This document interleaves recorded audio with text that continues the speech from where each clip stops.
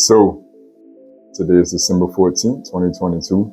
Depending on what part of the country you're in, it is a wet, rainy, wonderful Wednesday. The Federal Reserve has decided for the 7th time this year to raise the federal funds rate by 0.5 basis points, which is the most consistent rate hike that we've seen in this economy in a long time, easily over 15 years. In the process of doing so, we've seen economic data come in saying that core inflation has tapered down to 7.1% from November last year to November this year, which has cooled down a little bit from 7.7% in October's year-over-year numbers. As the Fed continues to fight record high inflation, they're walking a tightrope on managing and balancing a very fragile economy. Many experts make arguments that the economy is strong, and in some economic metrics, it's fair to say so. Consumer spending, cash on hand that consumers may have, employment numbers, all of these different economic data points would suggest, in most cases, that we have a relatively healthy functioning economy, depending on which angle you're looking at it from. The reality of it is that's not the full picture. And some experts and economic professionals have come out and made it clear that they are expecting a recession to officially kick in next year in 2023. Some argue that we are currently in a recession and that it's just not been acknowledged yet. Regardless to who's correct, the reality of it is we are in uncharted territory. For the first time in a long time, or possibly ever in our modern history, the economy is stuck between two extremely powerful economic disasters, or challenges rather. We have record high inflation and a very fragile economy, and the Fed has a very peculiar situation of trying to juggle the two to keep most of us as the American public citizenry from experiencing too much economic pain. And the tools necessary to fight inflation and keep a healthy economy are two different tool sets that the Federal Reserve cannot use at the same time. So that leaves most of us fighting for survival and looking for any opportunities and avenues to elevate our financial position as we're sailing in uncharted territory. Most of you who have begun to follow this channel and review some of the content that I've put out should be pretty aware that I am extremely passionate about covering financial strategies, techniques, tactics, products, and services that the everyday American can be using to elevate their financial circumstances. Educating you guys and bringing this to your attention, teaching you how it can fit into your personal toolkit is literally one of the highlights of my day. But the reality of it is I would be doing you guys an extreme injustice if I didn't take the time out to design some content around possibly the most important financial tool that you're ever gonna have. And that's your mindset. How can your mindset be such a big influence on your behavior? You know, what are the origins of your money mindset? What experiences have you had? So today we're going to cover a little bit about this topic. We're going to start to dive into our history, our origins and experiences around money.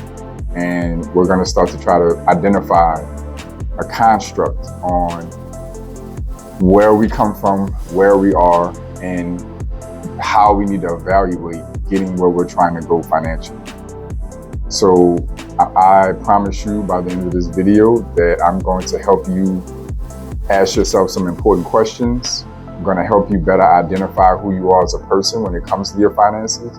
And I'm going to help you to construct a roadmap or a blueprint around how you can either reconstruct or build on top of your current mindset to move forward during these crazy times that we're in economically, and start to put some of these other strategies and tools that we cover in these other videos to work, but from a healthy place. So before we get engaged in this conversation, this is an opportunity for you to support the channel so this channel can keep supporting you. I encourage you to support the channel by hitting the like button, subscribing, and commenting below. Let's open up a discussion. We all have a story to tell, and you never know how sharing your story can help somebody else or allow somebody else to help you.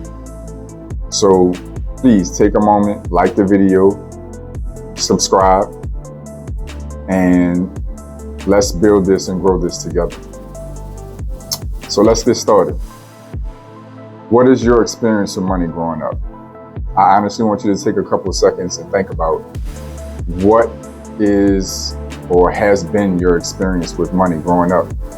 You know, what were some of the prominent experiences that you had with money, or what did you witness growing up when it came to money and finances amongst your family and peers?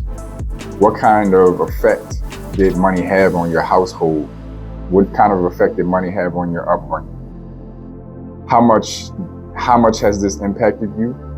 And how similar are you with your money from the background you come from? You know, think about it for a second. You know, when you look back, do you see similarities and patterns on how you think about money, how you look at money to your parents or your guardians or whomever you may have been most exposed to coming up as a young person?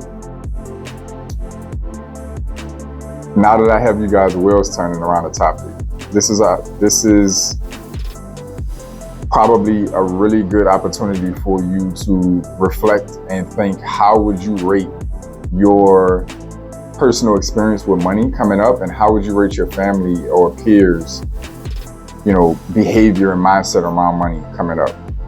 Personally, for myself, I would say my personal experience with money as a younger person was probably, you know, right at a 5 out of 10, if 1 was being the worst case scenario and 10 was being the best. I give myself credit as a younger person.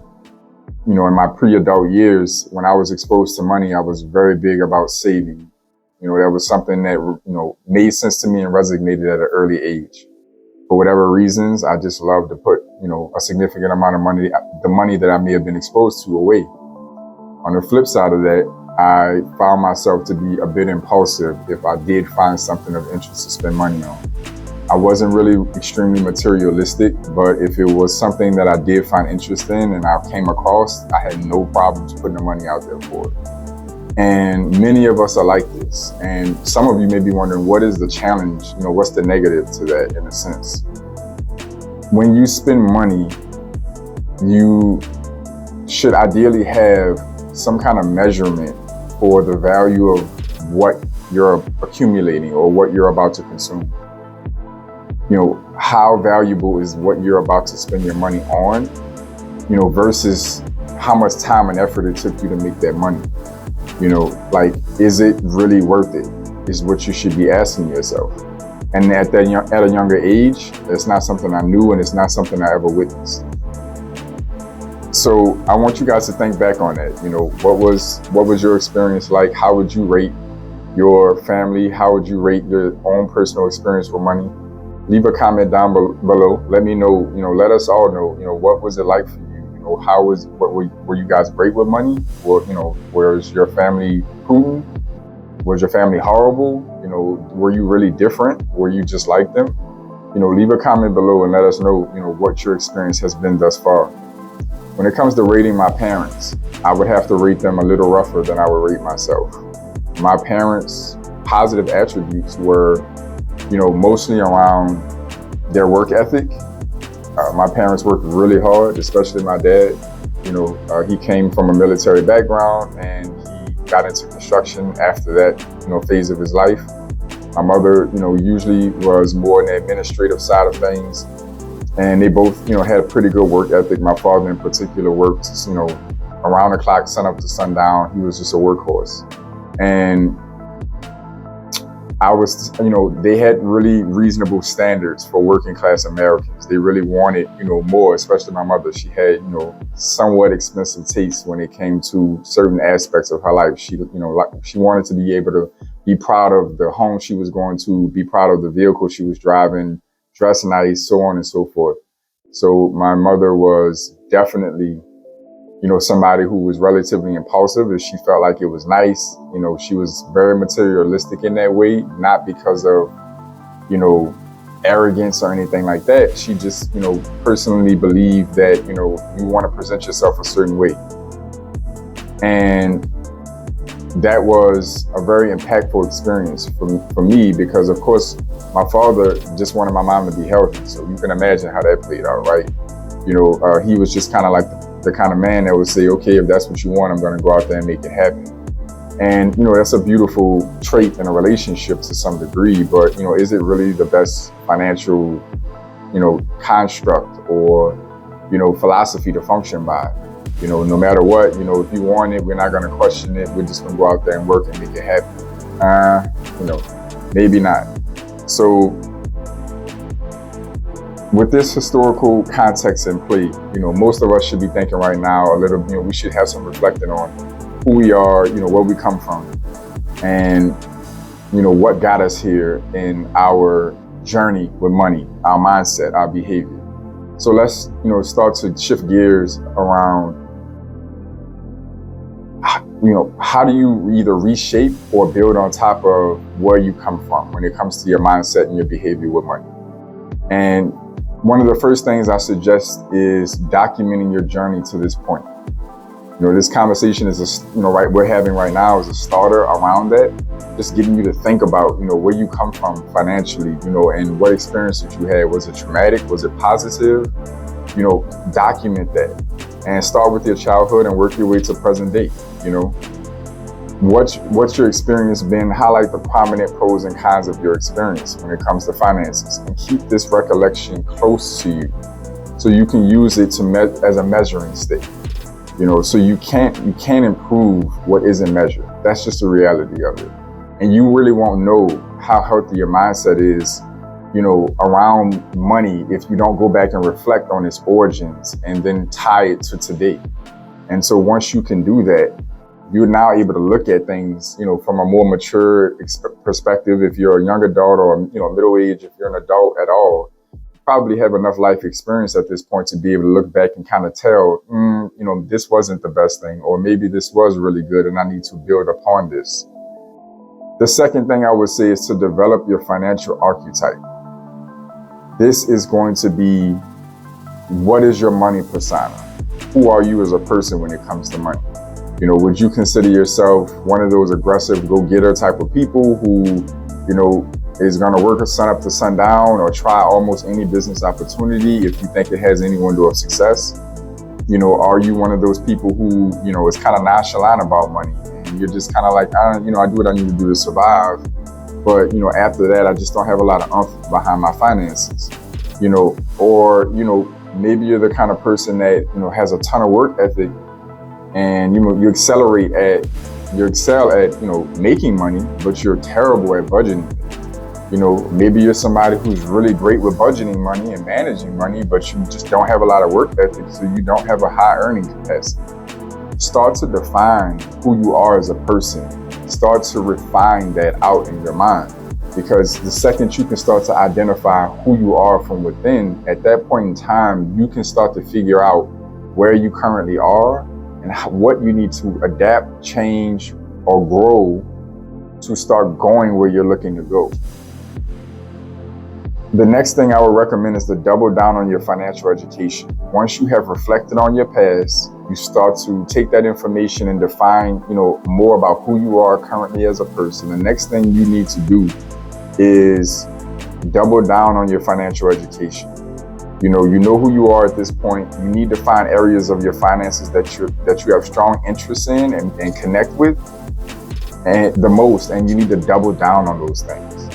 You need to balance out your weak points. Some things you may need to, bite down and focus on. If you're really bad with a budget, it's going to be hard for you to progress financially if you don't know where your money is going and you don't know how to surplus at the end of every month. So you may hate budgeting. It may not be of interest to you. You have to start getting to at least a baseline where it's stable. You're not going to have much of a choice. But I am a huge proponent of the concept. Great things are not accomplished by being good at everything. Great things are accomplished by being great at one thing or a few things. Play your strengths. So you need to double down on your education.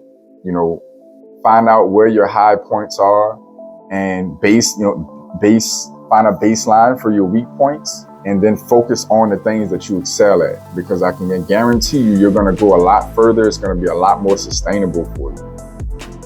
After you've checked all of these items off the list, the final thing I recommend is to start taking action. Discover your best skill sets when it comes to making money, and different strategies and products that make sense to you as tools and resonate with you. So you want to find your lane, whether it be an employee, an investor and freelancer on the side, building out a strategy and jumping directly into a business opportunity that you finally kind of worked out in your mind and says, this is going to be the opportunity that's going to fit for me and I'm willing to work for it. You need to start focusing on building capital. Investing is really oversold for a lot of us who are earlier or at a certain, flat point in our financial journeys. Investing is once you have it, to be honest. The reality of it, yes, you definitely want to start investing early. Time is your biggest component, but that only really works if you sustainably have the capital to do so. You try to scrape $50 a month or $100 a month on the side to invest in the market for 30 or 40 years. It's going to take you forever to develop any type of true lump sum worth being proud of or that can be utilized to improve your quality of life. The reality of it is that wherever you are in your journey, if you don't already have a strong earning potential or sizable capital, you need to start there. You need to start finding ways to maximize your current skill sets and finding out how to increase your earnings doing so. The second you can do that, where you have a sizable surplus every month, where you can start getting your hands on lump sums of capital, then this is going to be your ticket to now saying, okay, I know my past, I know where I currently am, I've become educated, I've refined my skill sets, now I have access to capital. Now you can go out and invest in any way you want that makes sense to you. You have the capital and you have the foundation laid out to go out there and, dive into investing and start letting your money do a lot more of the work and the heavy lifting for you. This is the whole concept of the Robert Kiyosaki's 4 quadrants. Employee, self-employed, business owner to investor. This journey is very real. The reality of it is you need to start honing in on your skill sets, making larger sums of money, having stronger, excess capital balances at the end of the month. And then once you've got that under control, you start to dive into investing. So in this conversation that we've had, I hope that this has opened your mind up on how to start approaching or revamping your finances going into potentially some seriously rough economic times. There's going to be a ton of opportunity out there. I'm not one of those people who's going to spew out this negative energy that the world is going to collapse and all hell is going to break loose. But the reality of it is, pure economic data tells us alone that it's going to be rough. It's already rough out there right now as we speak. The average American is spending hundreds of dollars more per month just from the inflation that we're dealing with. And that's not including some of us have wage growth stagnation and things like that going on that's making it hard as it is. So you need to start with your mindset. You're running behind all these different investment strategies. You're running behind all these business opportunities. Some of you are throwing money at it. You need to slow down, take a few minutes, start from scratch, and start with your mindset. I guarantee you will have significantly better results in your life financially if you start up here. The answer is not outside of you, it's inside of you, it's in here. In our next conversation, we're going to start to explore the next phases and what that looks like for you. The strategies and tools available to really elevate your finances and allow you to free yourself from the time for dollar or time for money exchange, if that's where you are in your life, or whatever stagnation you might be experiencing in your business.